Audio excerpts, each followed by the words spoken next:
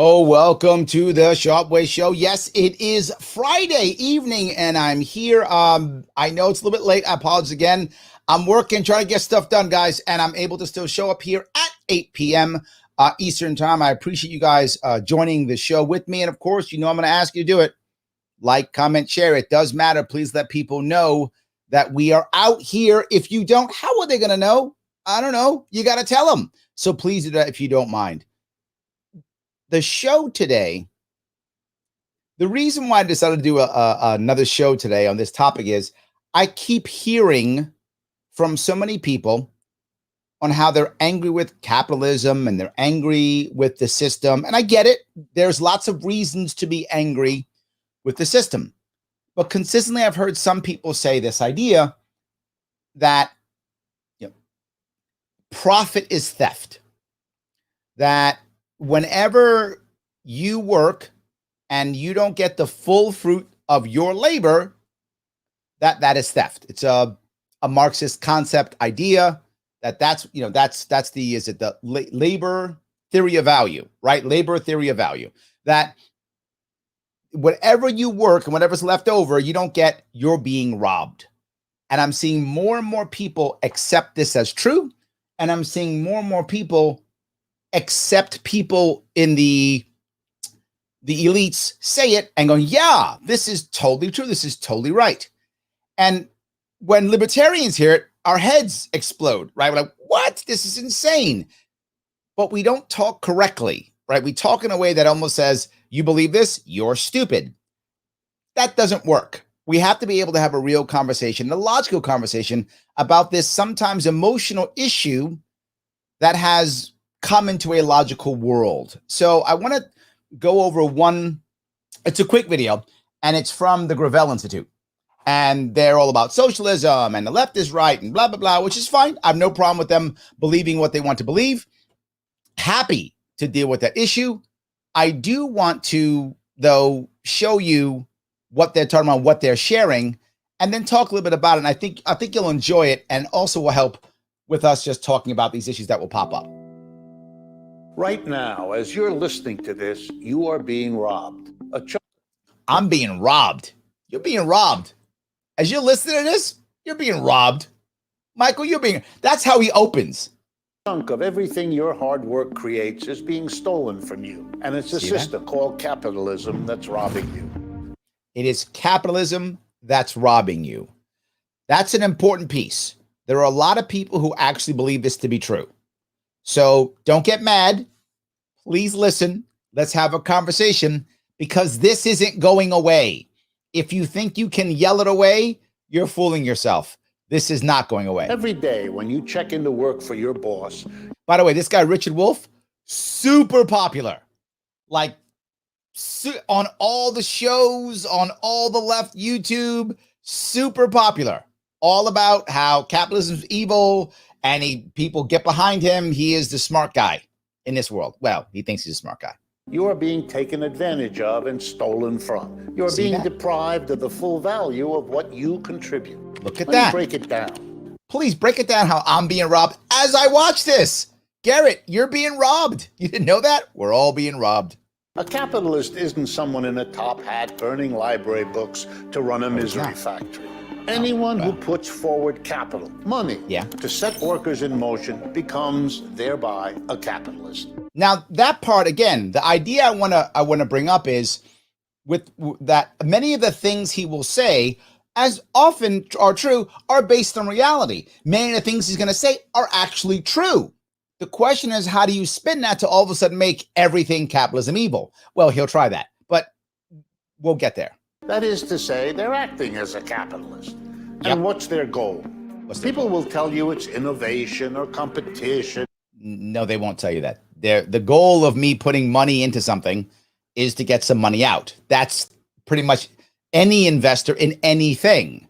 In fact, in the old days, when you used to put your money in the bank, why'd you put your money in the bank? Not now, because the Fed has destroyed the banking industry. But before the Fed openly destroyed the banking industry, say in the 70s and 80s, you put in your money in the bank because you wanted interest. You put your money in the bank to get more money. Did that make a capitalist? But down the real world, it's pretty simple. Capitalists have one goal, and that goal is to turn a profit. Yes, true. Pursuing profits to accumulate money is just how capitalism works. Accurate. That's the nature of the beast. Agreed. It's the single impulse of capitalism. Yes, true, true, and true. But where does it become evil, right? Because when I get profit, and I get profit, right? When I work, I get profit. I use my profit. This is what I do. I use my profit to help build my business. I use my profit to pay my bills. I use my profit to pay a lot of people. From the Sharpe Way, you guys support the Sharpe Way. You know what I do with that money? I give it to the people who work for Sharpe Way. Yes, you guys know I have a team. They get that money. So yes, I try to make a profit so I can keep growing and doing things that matter. He's right that we make a profit.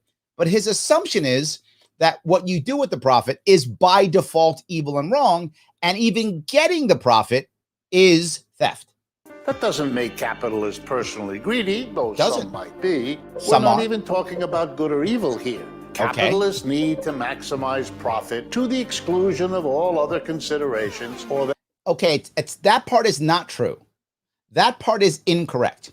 He's saying capitalists need to maximize profit. That is absolutely not true.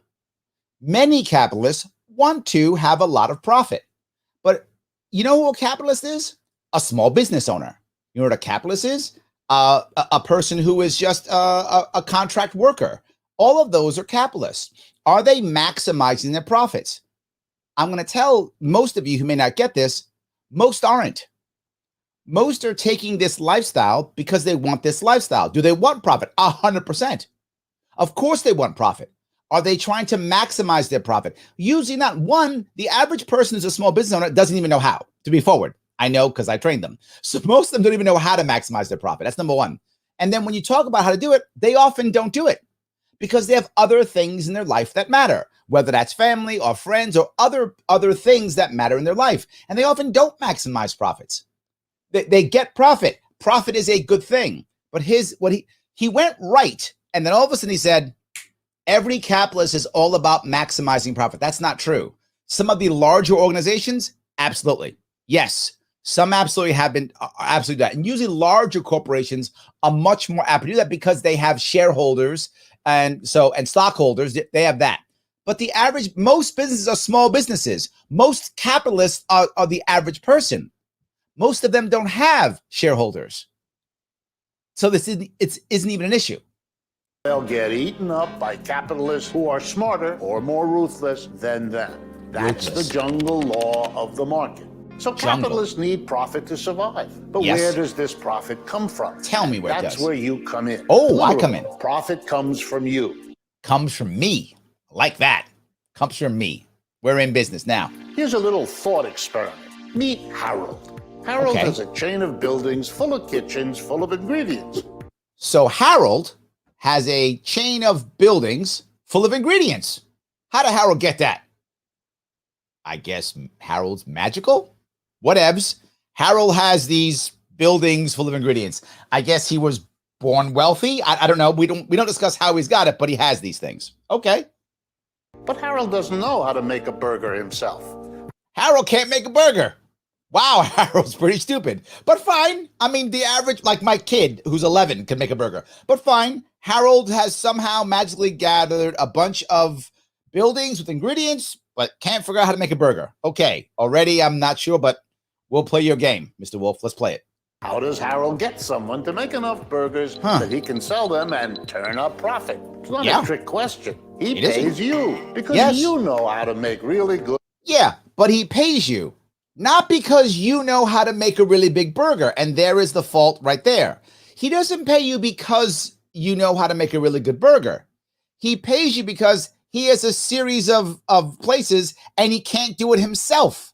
Do you know how many people own restaurants and they're literally in the back cooking the burgers themselves? Lots of people in restaurants are cooking the burgers themselves, but they hire someone because they can't do it all. They can't also bust the tables. They can't also take the orders. They can't also clean up the joint. They can't do it all. So they hire others to do it, not because they're the only one who knows how to run a mop. This entire idea is insanely dumb. It's not like you're magical because you can cook a burger. It doesn't make you magical. good burgers. The money he uses to pay you is what we call capital. That's money correct. used to set production into motion. You know what he just said? Capital. That is money used to set production into motion. That piece he seems to forget in everything else.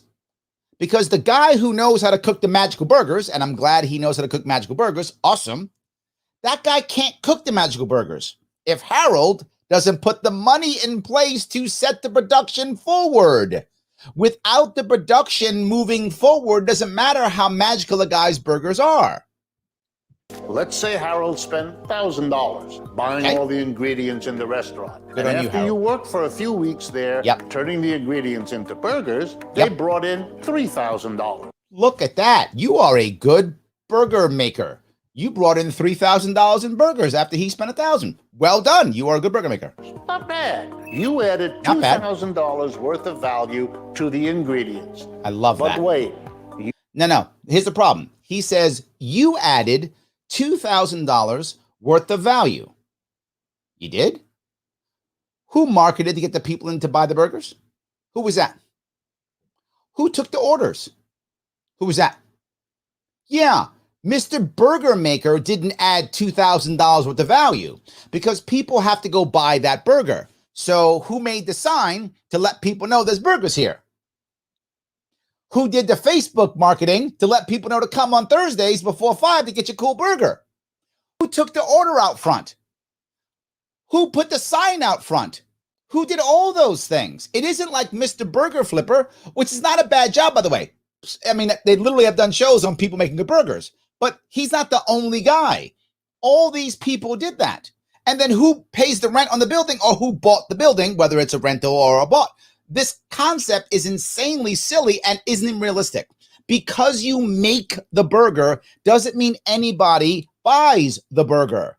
Doesn't mean anybody eats the burger. So what kind of value did you actually bring? How do you measure that? This is from like in a factory, maybe, but not even in a factory. You don't get all the money because Harold now has $3,000 on his hands. That's true. $1,000 of that is just making up for the cost of the ingredients. That's true. And if you were paid for the full value of your labor, you'd be making $2,000. But what do you mean the full value of your labor? So is he trying to say the full value of your labor is $3,000 because the burgers you made got $3,000? Okay, for the sake of argument, let's buy that terrible argument. All right, you don't make burgers. You know what you do? You clean the place down at the end. End of the day, you come in, you clean the place. How much money did you make? None. You didn't make any money. Nobody got money because you cleaned the place. Not one person. Well, what's the value of your labor? None. I guess your labor's valued nothing because you just cleaned the place up. So I guess that means nothing. What about the person who's the bookkeeper? The bookkeeper who makes sure the money comes in and comes out. Well, nobody bought anything from her. So now he or she didn't make any money either.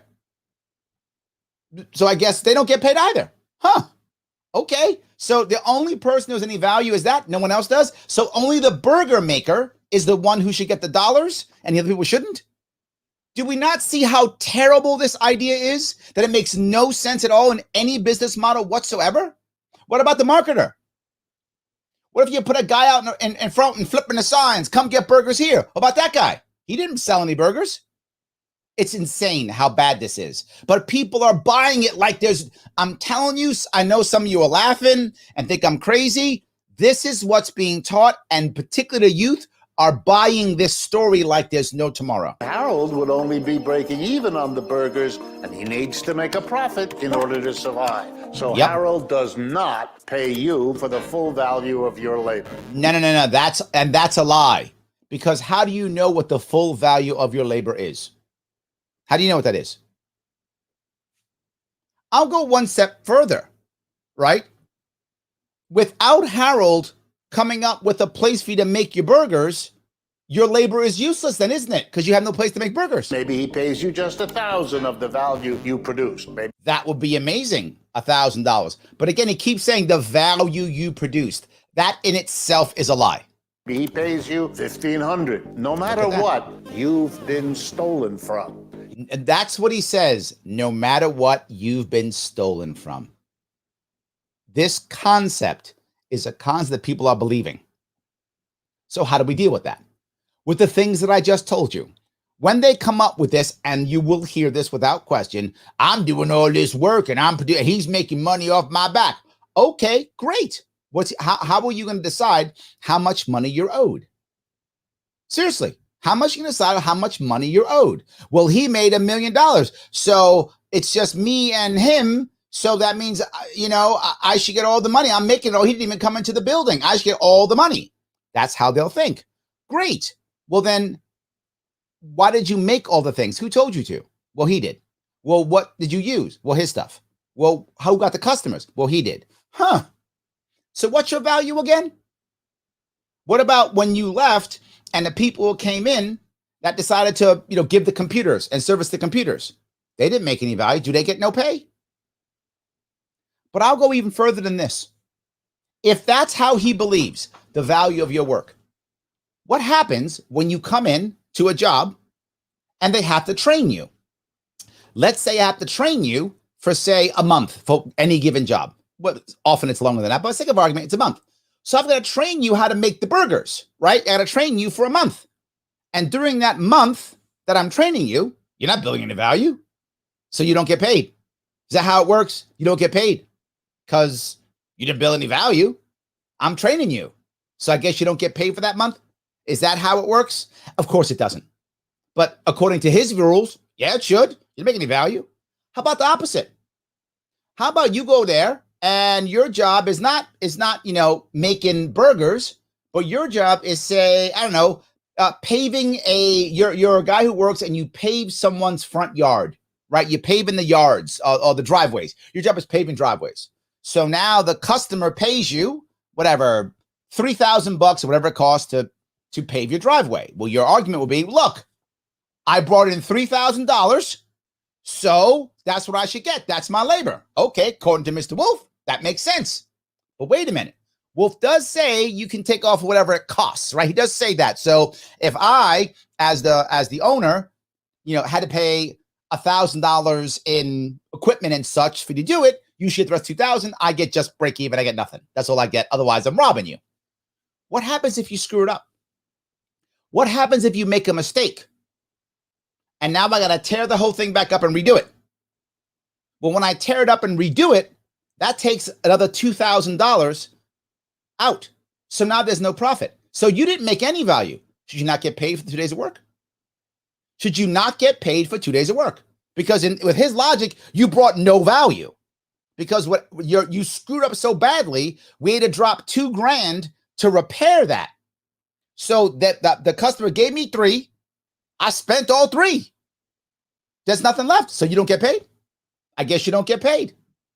This sounds, what he's talking about, it sounds like capitalism to me, hardcore capitalism. This sounds like eat what you kill is what he's talking about. But he isn't. What he means is you should get all the money. And when you screw up, you still get all the money. And when you don't bring value, you still get all the money. His answer is no matter what, you get all the money. I like that deal if I'm the guy getting all the money. But if any of you have been small business owners, you know something. And that is, that there were times in your business when you were growing it where you actually made less than your employees. I remember that, particularly in 2009, 2010, when my business was collapsing and I had 2 employees. They were getting paid. I wasn't. But that's me, the evil capitalist. That's me, the evil capitalist. Yeah, no, that's not the right answer. It's not what I was. And most people, if you're a small business, you know that. You've gone to a point where you've paid your employees, you made your payroll, and there was hardly anything left for you. Yeah, this guy doesn't understand that because he spent, 10 years or whatever it was in school talking about stuff that makes no sense. You spent more of your labor than you were compensated for. But you said so. But let me go. I'll go one step further, even further than this. All right, that's his labor. What about the idea of an individual who does things like manage, right? So maybe there's three different places, and each one has a chef making burgers, and each one has someone taking orders, and each one has a guy or gal out front flipping a sign. He has to manage all those things, because she has to manage every one of those things, right? So now I got a manager. She's managing 3 different stores, 3 different chefs, 3 different order takers, 3 different swine swingers, and maybe 1 company that comes and cleans all 3 at the end of the day. That's what she has to manage. Well, how much money does she get? That's not making burgers. I guess she doesn't get paid. What value is she bringing? And what happens if she screws up? What if she screws up and one store can't open? And now all of a sudden, that store doesn't make any profit. Does she not get paid for that store now? Because she messed up? She don't get paid for that store for that day. Sorry, you didn't bring any value. You don't get paid. But what's the value of leadership? What's the value of knowing where to put the store? Vision. What's the value of that? What's the value of knowing how to brand the store or which burgers to make? What's the value of that? According to him, nothing. What's the value of IP, intellectual property? Right, the fact that my store is known and that I can use a logo that people will know and come to my store. What's the value of that? I don't know, because this entire concept of the labor theory of value, am I getting it right? Whatever that Marx thing is completely and utterly useless, and it doesn't work at all. It makes literally no sense. What about if the worker decides to invest their money in something else and they become a capitalist? What if your burger maker is a really good burger maker and he makes great burgers and you pay him a decent amount of money? He takes some of his money and he invests in the stock market or another business or whatever. Is he now an evil capitalist? Who's stealing who? You've just given him the opportunity to be a capitalist now, haven't you? None of this is working. The labor theory of value is terrible, and this entire concept is broken. And this thing got 200,000 views on YouTube. Here's the dirty truth. The story doesn't end with you and Harold. This process plays out across your city or town, your state, the country. Oh, now he's choking him. Look, they got him choking him now. Because I'm choking you, I'm killing you, and you're dying. All the capitalists are choking, all the workers, you're all being choked to death. I've never felt this ever. And the jobs that I felt bad, I quit, but it's fine. But they're all choking people. The entire world. The rich. But what happens if there's no Harold?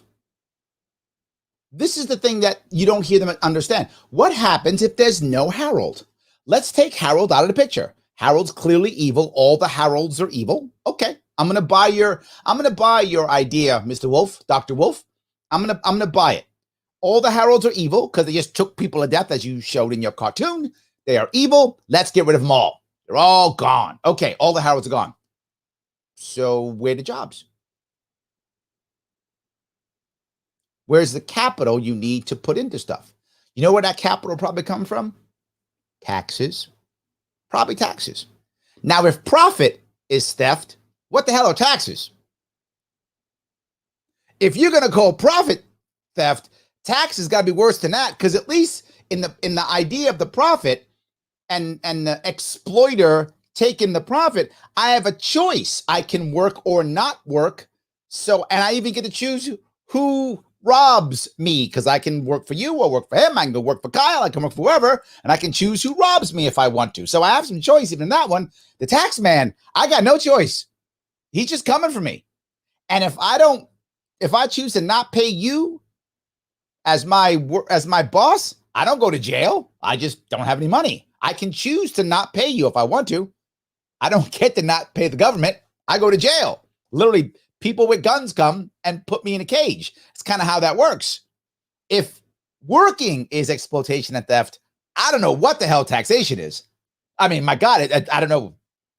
I can't even, there's no word for it then at that point, if that's how you're looking at it. But clearly he is. So then does the government decide who makes burgers and how? And then how does the government decide what burgers to make?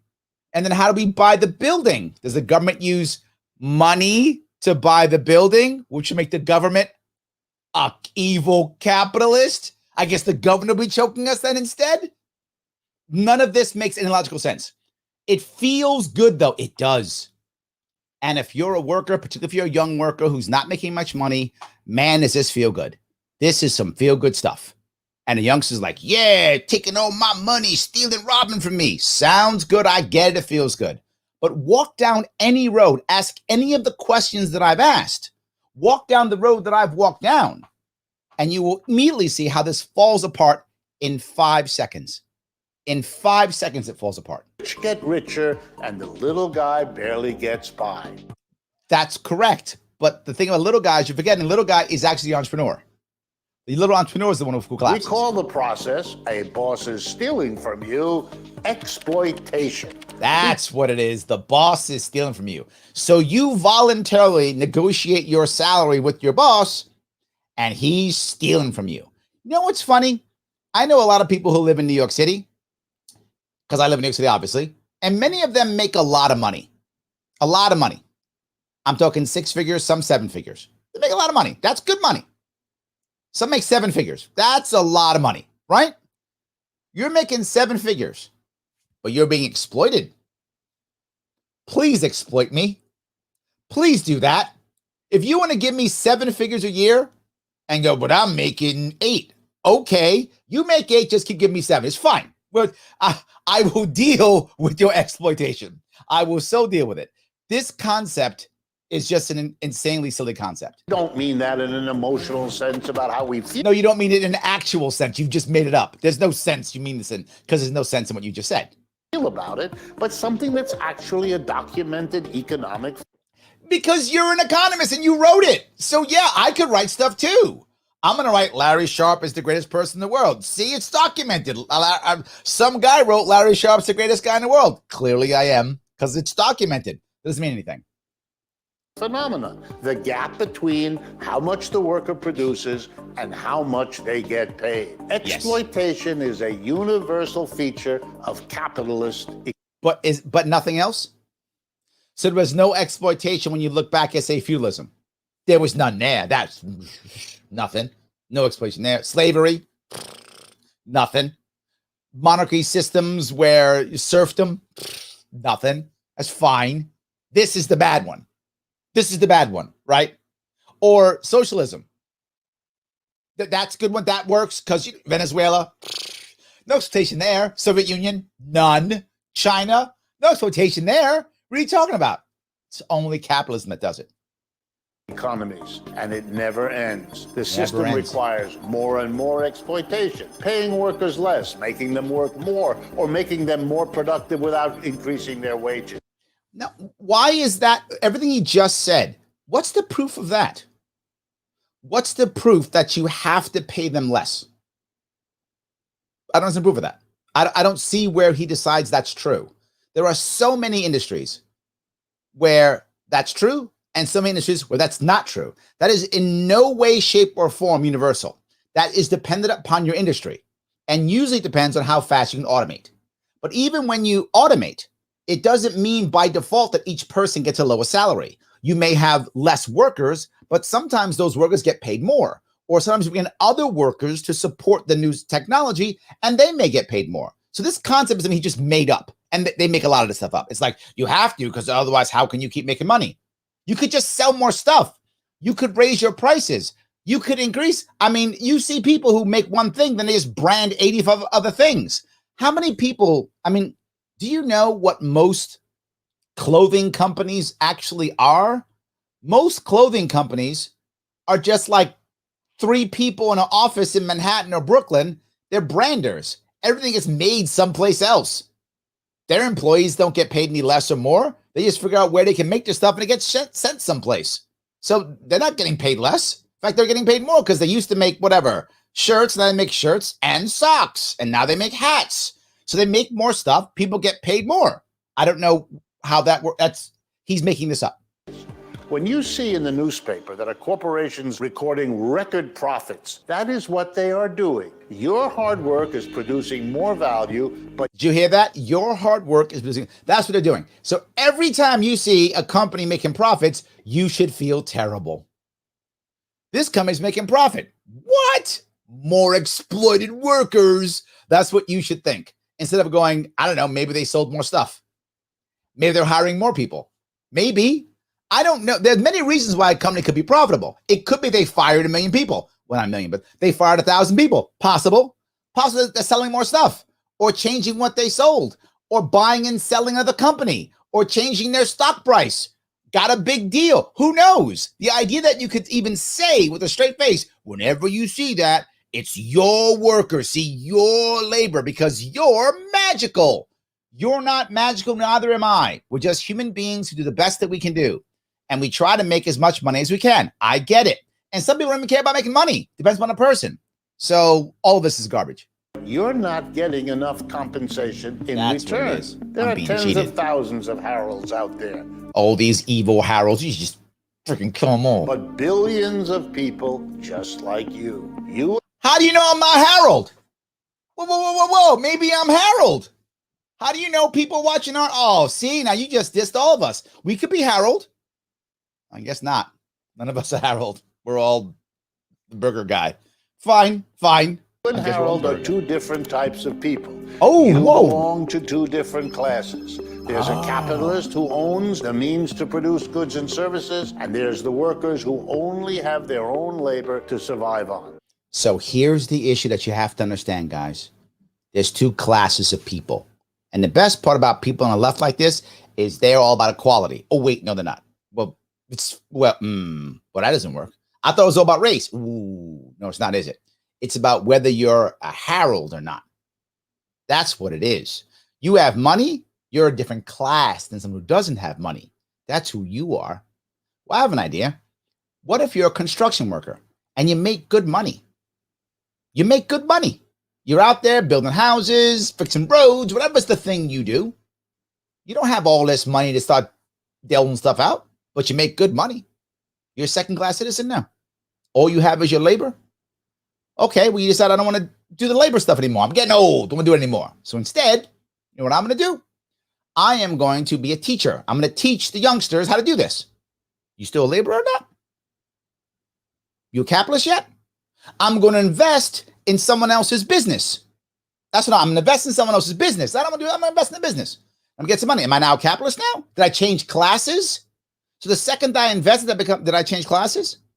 What if I just retire? I got enough money, I retire. I have a couple, like a 401k, and the money's coming in. I decide I'm going to move to Florida. Please don't move to Florida if you live in New York. But I moved to Florida, and I'm retired. Am I now a capitalist now, or am I still the same class? This makes no sense to divvy up people like this. None at all. Lots of people do both and either.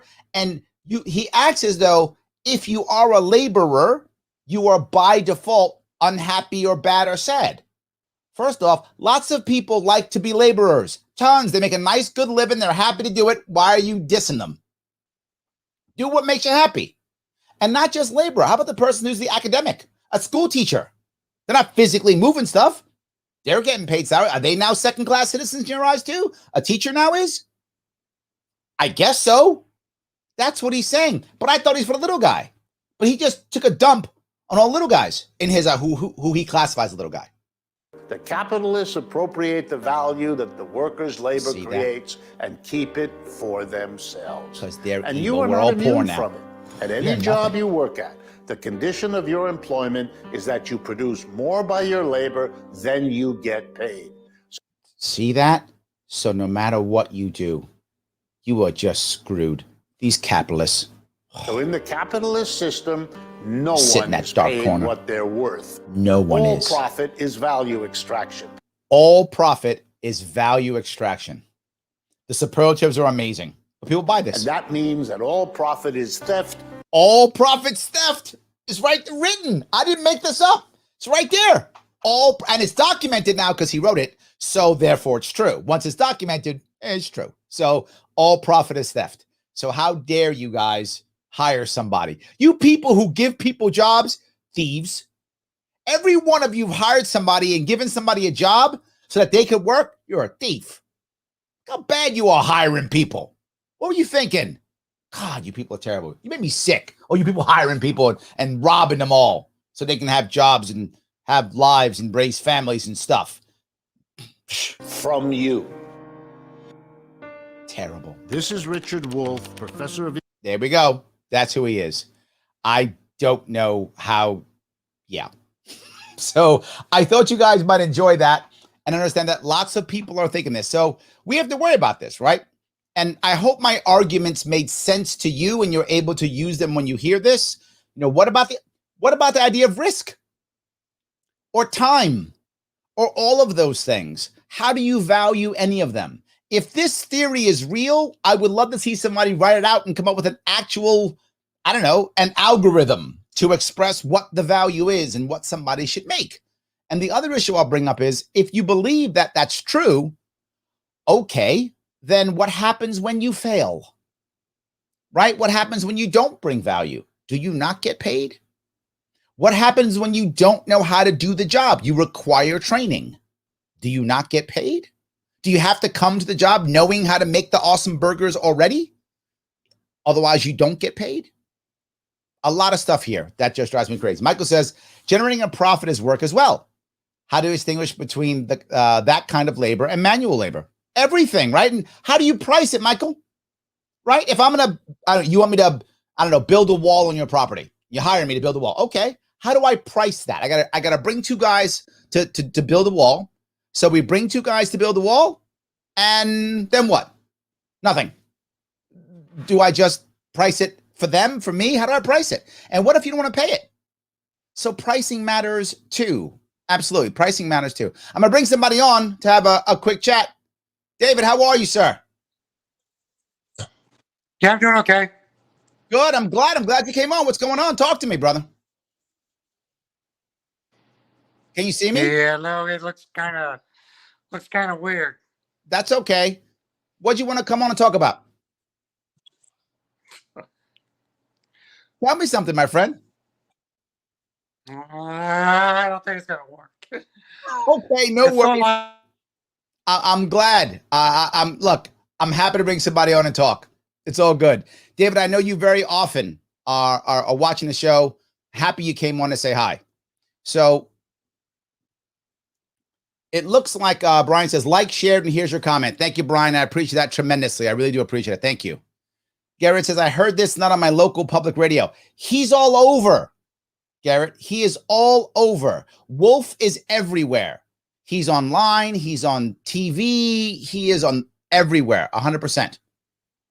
100%. Dave, is that you? Do you want back on? Do you want to see again? I'm bringing you back on. Are you okay? Sort of like there's a lag. That's okay. Tell me what you wanted to say.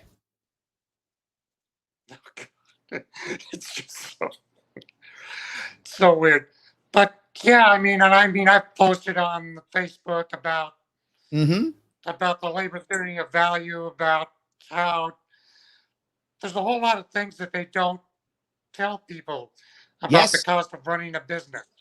Yes. Right. And this is the point you bring up. The person who pays for that, the person who's paying for it, we don't know what he's paying. We don't know what she's paying. We don't know what happens when taxes come due, or there's a problem with the building code, all those things. Oh yeah. Absolutely.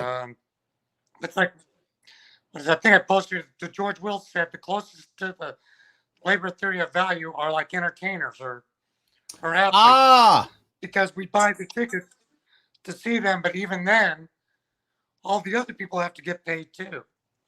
100%. That's a valid point. I like what you're saying. And if you notice that a lot of people as entertainers now, they understand that, and many of them are creating actually contracts where they get a percentage of the profit, right? So you're right. Entertainers will often say, yes, we're going to pay off all these people, and then whatever profits left over, I want a percentage. I think you're right. That happens often. Yeah.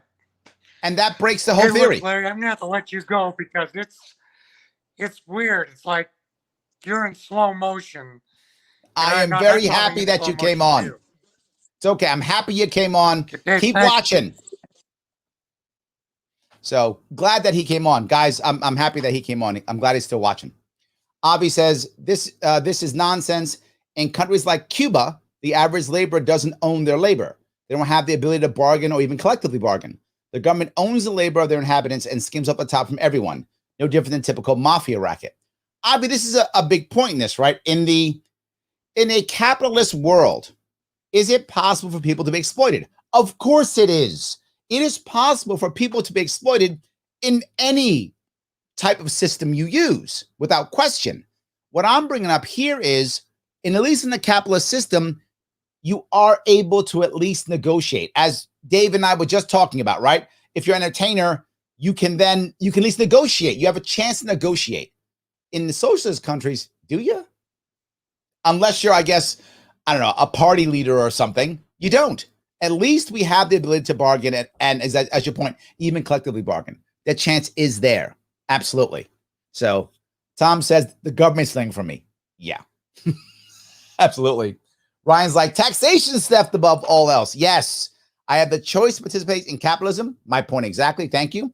I have no choice in a tax deal. Yeah. And if I don't want to participate in capitalism, I don't go to jail for that. Right? I don't go to jail for that. I don't pay taxes. Yeah, I do. 100%. Yes. Be Vegan Now says, honestly earned profit is not theft as long as there's not like literally stealing from somebody. I think many people don't understand what capitalism is and act like it's worse than it is. I agree with you. I mean, you don't want to, fraud is wrong. Lying is wrong. Any of those things, that would be unearned, in my view, unearned profit, right? If I said, yeah, this cup is magic, drink from it and you'll, I don't know, grow taller, and you don't, and you buy it.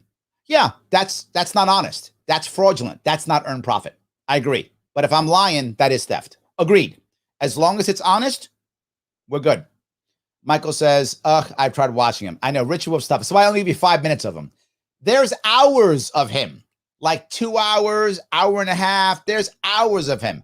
I only gave you 5 minutes, Michael. I didn't want you to, hurl. So anyway, Avi says, so much in the places which cascade profit in the housing market, like New York, LA, San Fran, DC, Seattle, have the highest cost of living and the highest disparity between rich and poor. Valid points, Avi. Valid points. Absolutely. So yeah. This is what David was saying. Thank you for coming up. David talking about that. I appreciate that. Benjamin says, sorry, Larry, I haven't been around. The Wi-Fi went down. The reason New York State AG thought it was good to mess with ISPs. Good intention, bad result. Thank you, Benjamin. I appreciate you being back. I do appreciate that completely. Andre says, some big businesses are unethical and abuse their ties to big government for their gain.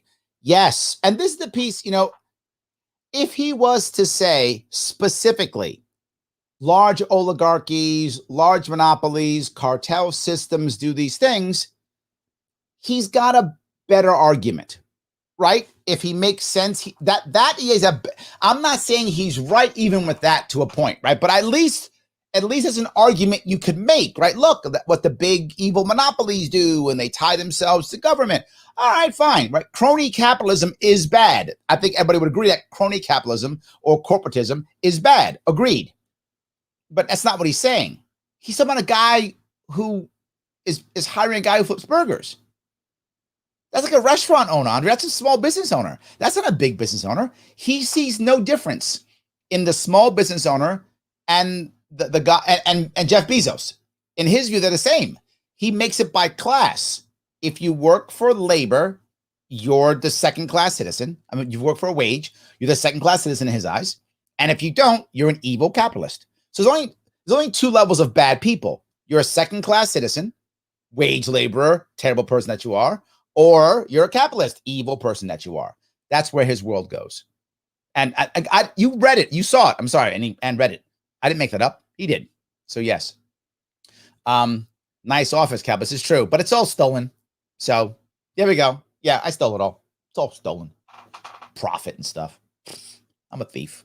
That's how it works. Yes.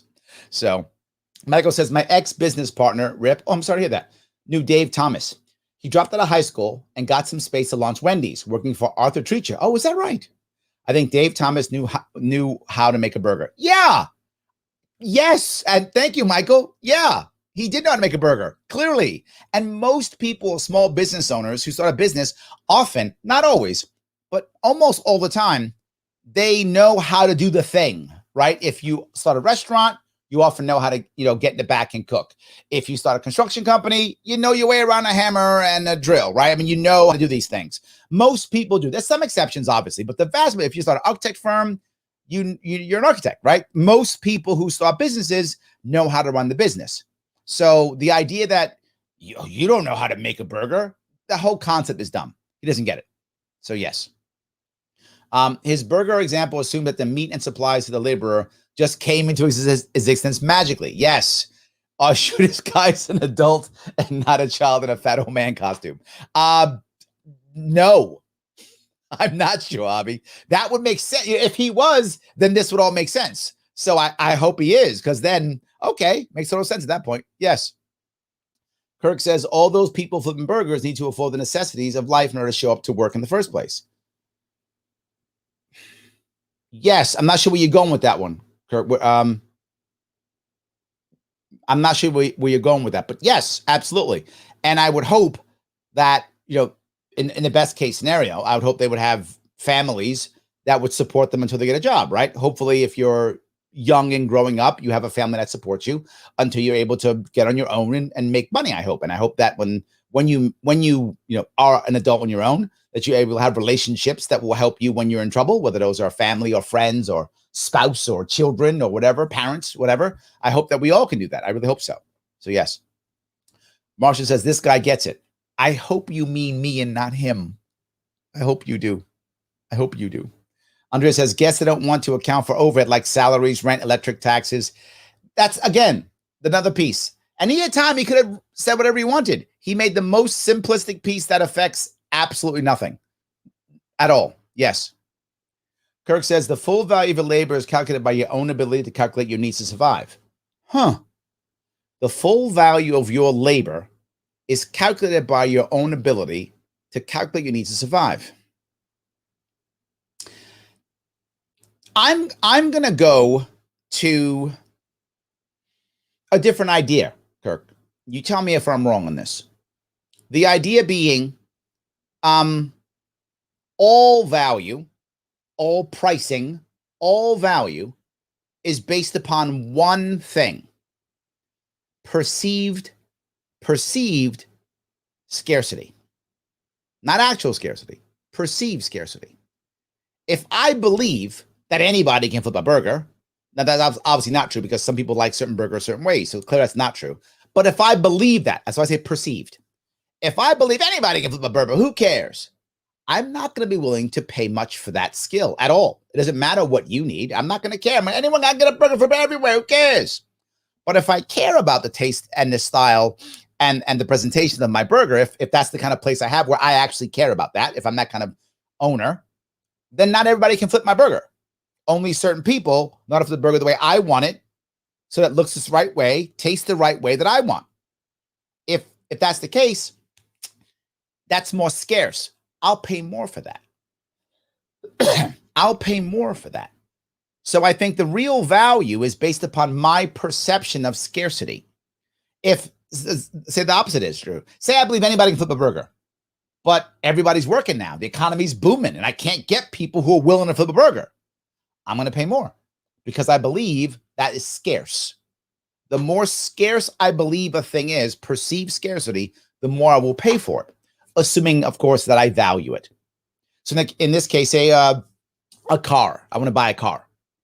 If I look at a car as only one thing, get A to B, get me to A to B, that's all I care about, nothing else, then I'm not going to pay much for a car, because there's tons of cars that'll get me from A to B. So my perception, not scarce at all. I'm not going to pay much.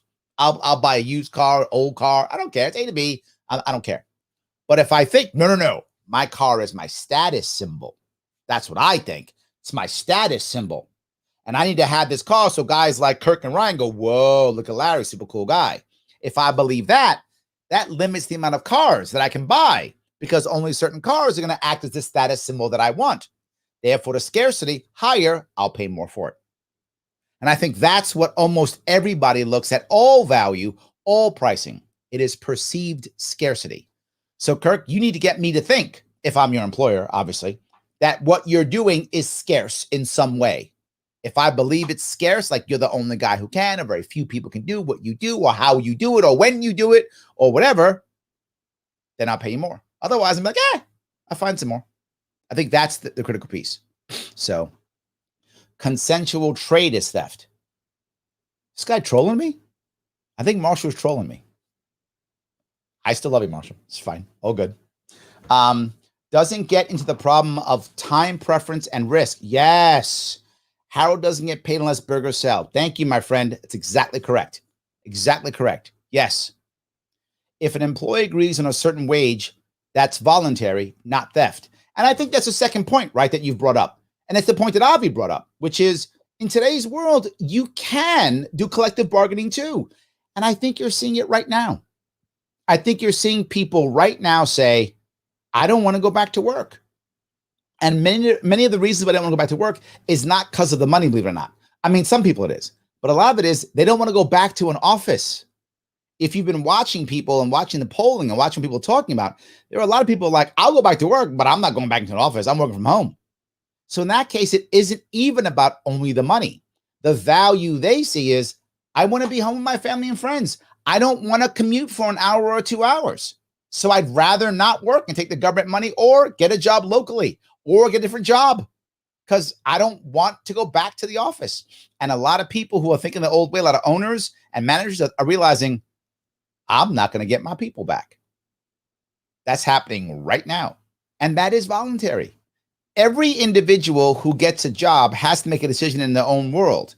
Is the job and all that it encompasses, is it worth the compensation? And the sad part is many people find themselves in tough situations where they got to pay bills and they need jobs. That's a hard spot to be in.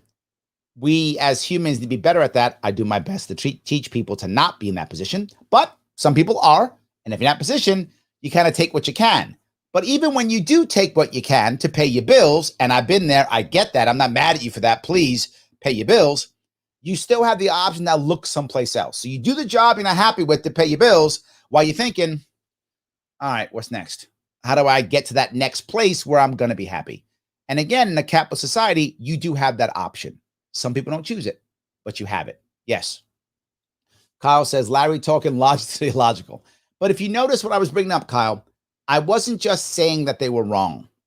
I was asking questions, which is a critical distinction. I was saying, what about this? What about this? What about that?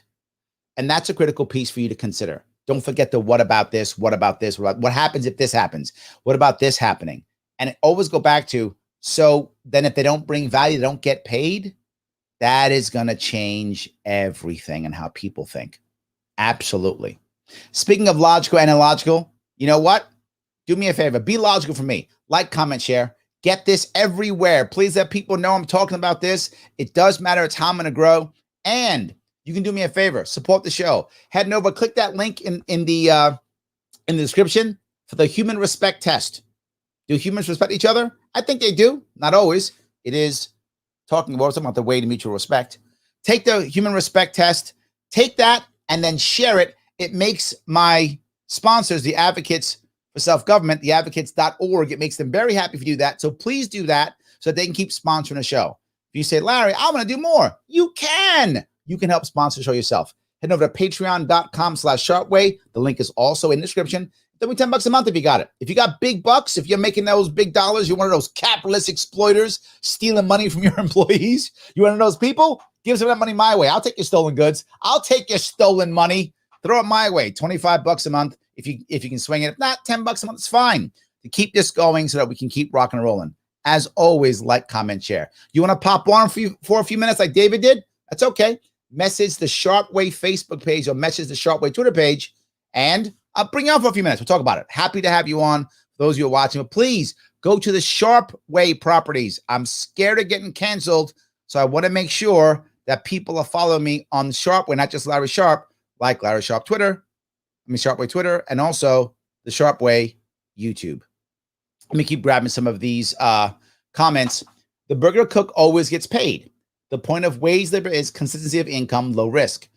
Yes, 100%. That's why some people don't like that.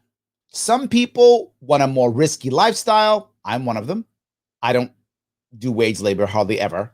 So because I'm okay with the riskier lifestyle. Some people are. If you are, good for you. Some people are not, in which case you know what you're going to be getting. To your point, lower risk, the wage laborer gets paid every week or every month or every 2 weeks, whatever it is. Absolutely. Yes. So let me keep grab here. Tim says, I self-identify as an economist.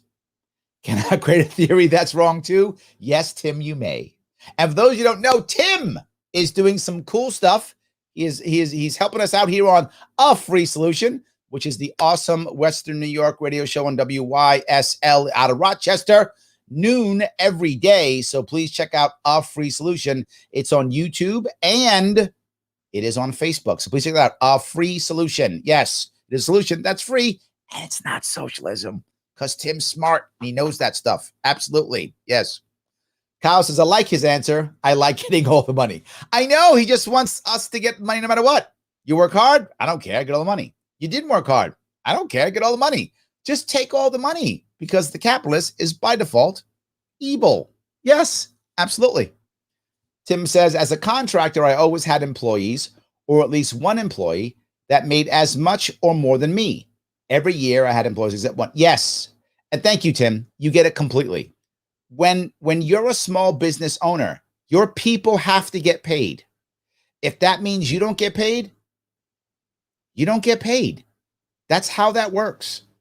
And the sad part is guys like Wolf, he doesn't know that. He has no idea how that works. He's like, yeah, all I've worked for is big, universities and such. That's all you know. Well, why don't you walk out to the door and ask how small business owners actually get stuff done? It's not what you're talking about. And here's the worst part. The wage worker shrinking. Less and less of them in America. Less and less. More people doing contract work, bidding work, all types of different stuff. It's changing. It really is. Gig economy. It's all changing. Absolutely. Blaze 119 says, you would think a guy that preaches the wonders of communism would get his teeth fixed, but he never worked a day with his hands in his life. You're probably right. He doesn't know how to be a laborer. He doesn't know. He doesn't know. I mean, not that I'm a huge laborer myself, but I used to drive a truck. I was a Marine. I know what it is to dig a fighting hole. I know what it is to drive a truck for years. I know how that is. I know what I've been there. I've loaded trucks and unloaded trucks. I know how to do that. I've played that. I don't do it anymore, but I used to. I know what it's like. I know all that stuff. I'm totally with you. Yes. Guess with this concept, politicians shouldn't be paid. They don't produce anything. You know, Andrea, you've just given me a reason to like his theory. Maybe I've changed my mind after all, Andrea. Maybe he's right. If we can get politicians to not get paid. Look, he gets 1 point for that one. You've given him a point. He gets 1 point for that. There we go. Yes, absolutely. Kyle says, not only do they not produce anything, but most of the time they do more harm than good, Andrea. Yes. So then we should be making them pay. That's not bad. I like that. We should make them pay. Tim says the government's already choking us economically, and they're willing to choke you physically too. Both. Absolutely. I love that. David said Larry Sharpe's the greatest guy in the world. It's now documented, David, so it's true. Thank you. It is now documented, so now it is true. I appreciate that tremendously. Brian says the value of goods is ultimately set by how much the consumer is willing to pay. That was my point earlier, Brian. Yes, you read my mind, or I read yours, one or the other. We were on the same page there. That's really the biggest piece, right? What am I prepared to pay for it? And generally speaking, that's based upon what I believe is scarce, right? Do I think it's scarce or do I not think it's scarce? And again, it is all about what my perception, not reality. It may not be scarce, but if I think it is, I'll pay more. Or it may be scarce, but I don't think it is. So I'm not going to pay much. I mean, that's really the issue. Yes. So, all right. Let's see if I can keep going here. Ryan, you're a 15-year roofer. Dude, that's a tough job. That's a tough job, Ryan. I didn't know that. It's a tough job. That's a tough job there. Good for you, man. I'm glad you're doing it. I'm glad you're doing it. I'm glad you like it. It's tough work. It's tough work. I remember delivering, again, truck driver. I used to deliver all kind of stuff. So I remember delivering to people who are, sitting up there with the knee pad thing. And I remember like, wow, tough job. I appreciate that. Paula says, socialists never understand scarcity to my experience. You're right. That's why there's bread lines. They don't get that. That's exactly right. Yes. Sarah says, then we, the taxpayers, pay to take care of the government's labor. Yeah, we do. Yeah, we do. 100%. Absolutely. Daniel says, the people that are staying home and not going back to work are selling their souls to corrupt government. Ooh, it's a Faustian bargain. I guess it depends upon how long this lasts and what the outcome is. In theory, it's theory, Daniel, so I don't really know what's really going to happen. If we look at history, it's going to be a disaster. But in theory, and this is why I spoke about it this way earlier, in theory, this could be an opportunity for laborers to say, I want change in my workplace. So I'm not going back until there are changes. And I think at the upper levels, meaning the higher salaries of our workforce, you are seeing that. To my point earlier, I'm not going back. I got to work from home 3 or 4 days a week, or I'm not coming back. I think that type of demand is happening now. You're seeing that. People saying, why am I in the office every day? I just want to come in on Mondays and Fridays, or something like that, right? They're starting to do that kind of thing. And that means people who are more towards the minimum wage or the lower wage earners, they may have an opportunity to say, I'm not coming back unless you change how I work. And if the market does that, I don't mind. That's what the market's supposed to do. My problem is, again, we had government step in and prop them up. The question is, how long will they be propped up for? So I'm trying to find, I guess, a silver lining to this, Daniel. Your point's a valid one. I'm hoping that you're wrong, is what I'm saying. I'm hoping that you are wrong and they just make a better workplace for themselves in a way as they should, without having to government to force the rules, but instead the workers and the employers coming to an agreement going, you know what, fine, whatever, work X amount of days, whatever is the rules that they want. And many of them, it isn't necessarily the cash. Cash is important. It is. But there are also very often other aspects they care about. So yes. Ryan says it. I'm going to say it. If you can't find a job, it's you. Jobs are out there, but it's demanding. If it was a good time, they do it for free and call it fun. Stop setting barriers for yourself. It's a valid point too, right? And I think people are concerned now, which I guess is my point with Daniel. Are people now deciding? I think you do see this too. People are saying, if there are so many jobs out there, I'm going to be picky now. Which, if you're looking for a job, it's probably smart, Ryan. I mean, right? If you're picky, right? If you're picky, and you're like, you know what? I didn't like the thing that I was doing. I wish I was doing something else. Now's your time. Now is your time to be picky, to go, you know what? I don't want to do this. I want to do that.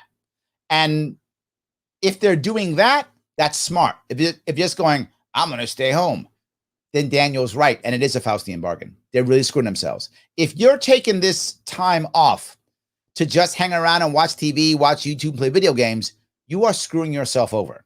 But if you're taking this time off to look for a new career because you're unhappy with your current one, bravo to you, right? Why aren't you spending these last 6 months or year learning something new, figuring something out, researching a new career? And now, because people don't want to work, now looking for that job and that new career that, 2 years ago, nobody would have hired you, but now they might. So if more people are doing that, then Daniel would be wrong. And I hope Daniel is wrong, but Daniel might be right. And people might be doing what you're doing, just going, I don't got to work, so I'll stay home and watch Netflix and play video games. I don't know. I think we will know in the next year or two which one is true. I hope Daniel's wrong, but he might be right. Tom says a capitalist society is usually a free society. It has to be, right? That's the point. It has to be. There has to be at least some way of free flowing, some way of movement. Otherwise, how do you do it, right? So I think it has to be. It maybe not be the freest, but it has to be some semi-free at least. And the exception is if the environment is, if there is so much opportunity, then it can actually be a less free society. I know that sounds crazy, but let me give you my example before you tell me I'm crazy, Tom. If you have a society where there is so much opportunity to make tons of money and to explode, people put up with barriers because the opportunity is so high. And the example I'll give, of course, is what New York City used to be. New York City now doesn't have any opportunity. Well, compared to what it used to have. It used to be the place for opportunity. Remember the old saying, if you can make it there, you can make it everywhere, anywhere. That was the issue, right? And when New York City was that, people would put up with a communist city because the opportunity was so huge. Now, they're leaving it in droves. So yes, with that minor caveat that if there just happens to be a place, a specific area where opportunity is massive, they will put up with a less free society because of the opportunities. So yes. James says, would you be willing to have him on the show and have a dialogue? Of course. Oh my God, yes. But why would he come on? He rarely comes onto a place where he can be challenged effectively. He usually goes on friendly ones. And he went on one debate where the guy just was a typical libertarian, just got mad and yelled at him. And when you get mad and yell at people, you lose the argument. And you don't see me do that. So I'll reach out to him. You know what, James? I'll reach out to him. If anyone happens to have a connection to him, please reach out for me. If you happen to have a connection to him, please reach out and say, hey, Larry Sharpe, would love to have you want to talk about your stuff, whatever you want to talk about, your theft. Fine. I will reach out to him, though. Yes. So Ryan says we need a burger flipping license. Stop.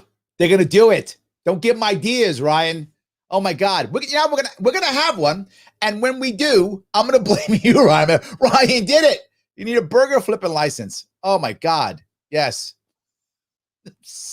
Yes, absolutely. And when I'm blaming you, Ryan, when we get it, because that's like the next thing.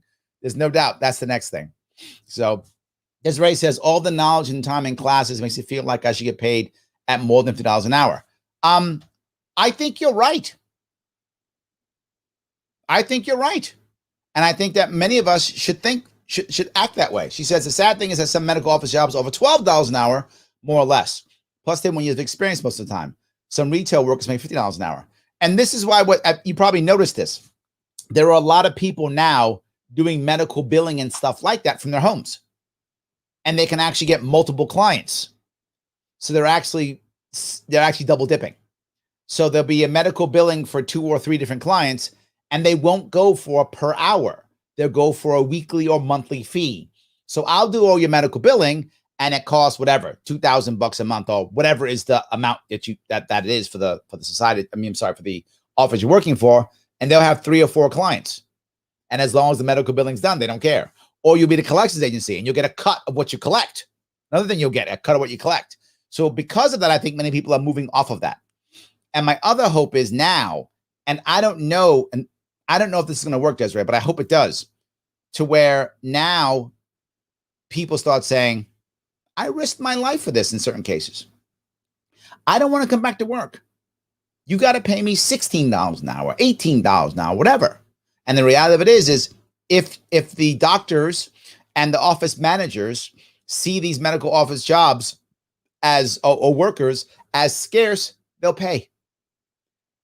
Years ago, I remember hearing a story about a consultant who went to his coach and said, I'm not getting the fees that I want.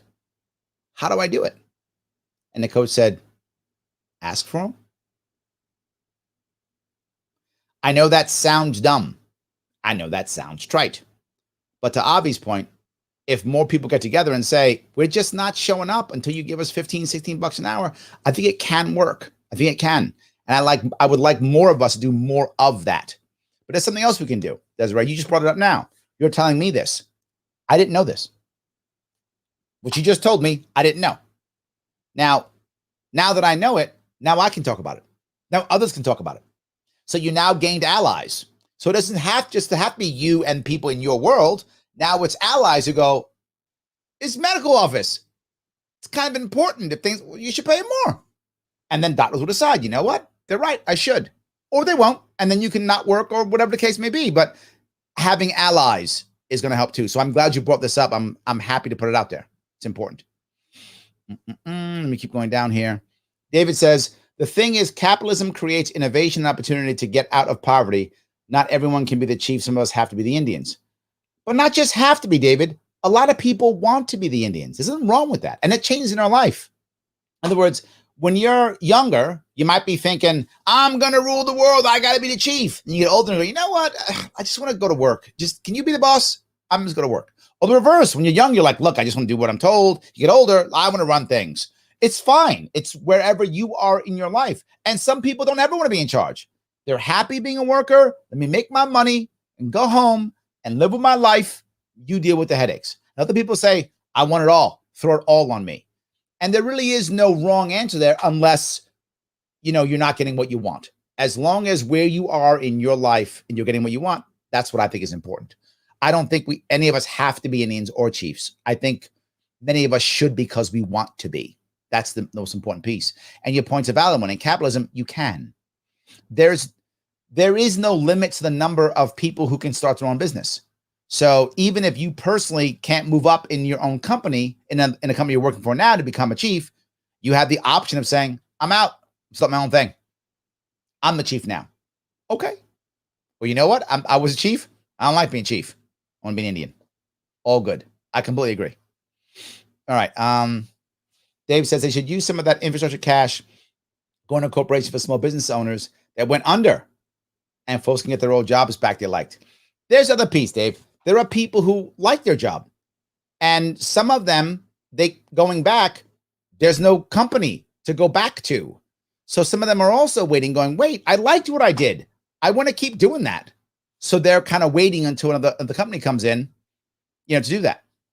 Paula says, I'm having a really hard time finding gig workers, drivers, photographers, dog walkers, and housekeepers. Their schedules are packed. Yes. I only have the help that I do out of loyalty. They don't need my business. Wow. Well, Paula, first off, well done for you that you have those kind of relationships and you can use those relationships. Good on you. I love that. But I think it's a valid point, right? The California and New York have been going out of their way to destroy the gig economy. It's a terrible idea. It's a terrible idea. Gig economy is how a lot of people gain new skills, do different stuff, test out things that they like or don't like, right? For me to be a driver before Uber, I would have had to buy a medallion at millions of dollars or I just started a trucking business. I literally started a trucking business so that I could be a truck driver. But now I could easily do a gig job and drive and do Uber and see if I like it. If I like it, all right, this is my thing. I'll do it professionally. I don't like it. Glad I tried that. I'm out. So I think the gig workers allows many people to try new things. Photography too, right? How do you become a skilled photographer without getting clients that won't pay you as much because they know you're not a skilled photographer, right? You need the experience to become a skilled photographer. And many times that's with another skilled photographer who will pay you less through a gig, right? A gig that you'll get, and you'll get paid less because you're not a good photographer yet because you haven't done it. You got to do it till you become good at it. So I'm with you. I'm actually glad that you're having that problem. Not for you, but I'm glad that people are starting to get back out in the gig economy. I was afraid that will begin to go away because of what was happening in New York and in California. So that's a good thing. I like that. Senator says, problem, reaction, solution.